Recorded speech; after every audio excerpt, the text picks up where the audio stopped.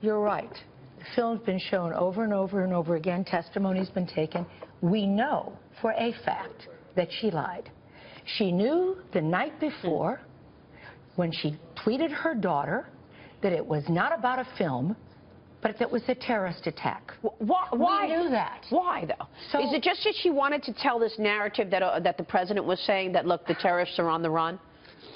Just trying to understand why. I mean, why would you lie to people? I think you people should go to some new allegations like emails. These aren't allegations. These are facts. Wait. No, they're not allegations. Yeah. We already know they're facts. General Scales, weigh in here for us, sir. Yeah, exactly. I mean, look, I know a little bit about the fog of war. I practiced it for 39 years, and if it was a one-off slip about the fog of war, that would be legitimate. But remember, this is 2 months before a presidential election, and the campaign storyline all along by the administration was that Al-Qaeda was on the run, and these same exact video statements were made by Susan Rice 5 times on a Sunday news show days after the event occurred. So the fog of war is a momentary confusion caused by bullets flying over your head. There's a difference between fog of war and carefully calculated political statements to prevent the president from admitting that Al-Qaeda was not on the run, and in fact terrorism was growing in the world at the very time the administration downplayed the brutality of Al-Qaeda and ISIS and all of the other terrorist threats at the time. No, this was typical Clinton. This was carefully orchestrated and planned out and worked up prior to her appearing in the media. Right. It's so obvious. And to tell that mother last night that she was wrong, is really reprehensible. I'm sorry. Well, I disagree with all of this. You know, the statements that were made about this incident were statements that were vetted through the Central Intelligence Agency, which at that time was run by General David Petraeus. And it's interesting that up to this point, as far as the public is concerned, he's been silent on that subject. In fact, whenever a statement is made about a tragedy like this, Maria, the organizations that have equities in the issue get together. 150 pages have been released showing the to and the fro and the back and the forth between the White House, the State Department, and the Central Intelligence Agency as to the manner in which this tragedy should be handled. So in a political campaign, the easy way to move is to say, well, Hillary Clinton did this and Hillary Clinton did that, without realistically stating, Look, that doesn't explain the email to her daughter the night before, saying it was a terrorist attack and telling the very next morning the American people it was about a film. I'm sorry, that's pretty simple.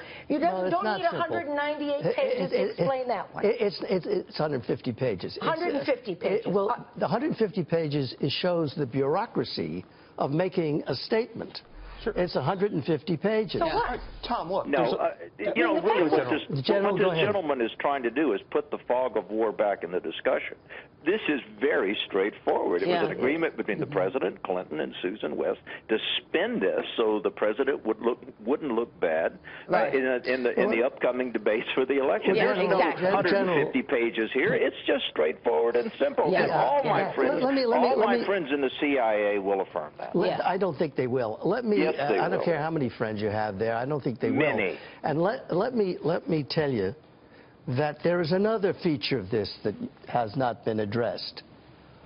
Don't you think that great care has to be exercised in the public statements about a tragedy like this? Absolutely. That do not disclose the developing secrets. Yeah, but that doesn't mean create a video. That doesn't mean create a video. One at a time. Well, there's also great care should have happened. Yeah. But great care didn't happen because the administration was so quick off the mark to lie about the source of the attack on Benghazi. Look, so great care was not exercised. Rather than go through this again, and I know, Tom, you feel that these videos are old and you're done with it, this speaks to a broader issue. what has been dogging Hillary Clinton, by the way, and that is this trust issue. Yes. That she came out in after such a horrible fatality and lied to the American people, and has done so in other instances. How has that affected her campaign? Is that why Bernie Sanders is having such a rise? Well, nobody knows why things happen. And you don't know what an election is about till after it's over, and so we'll find out. But yes, I think the issue of trust is something that is extremely troublesome to everyone, and to Hillary and to all of her supporters. But the only way to handle this, in my view, and you may disagree with me, Georgette, is not to make a statement about honesty and veracity and affirming your honesty and veracity. We have some in American history that are annoying, like Nixon's, but simply to address the American people as to why it is that you, in this case Hillary, or the Republican, will be the best and safest for Americans. After all, after which American president would we model ourselves? There are a lot of instances in which arguments are made about honesty and veracity. It's a political campaign. But in the end, Mrs. Clinton, I don't think, can just directly affirm her honesty. What she can do, and what she will do, Maria, is to show through programs and policies what it is that she can do that will improve the lot of Americans. That's the way this honesty and veracity issue will be handled. All right, we will watch that. Tom Baer, good to see you. Thanks so much for joining us. Thanks so much. General Scales, thank you so much for weighing in. We so Maria. appreciate your time this morning, sir.